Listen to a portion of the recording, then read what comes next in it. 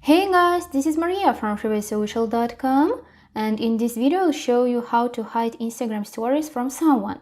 If you don't want to share stories posts with all your Instagram followers, then you can easily hide your Instagram stories from particular users without blocking them. Follow these steps and you will find out how you can do it. Go to your Instagram profile tab, click on the three lines icon in the top right corner of your screen. Hit Settings. Press on Privacy, select the Story option. Now tap Hide Story From, and here choose users you want to hide your stories from. What is more, keep in mind that you can hide your stories from users who aren't your followers.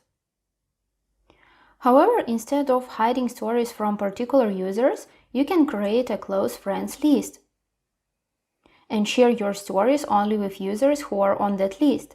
That's it. I hope this guide was helpful and you were able to hide Instagram stories from someone. Don't forget to like this video and visit us at freewaysocial.com.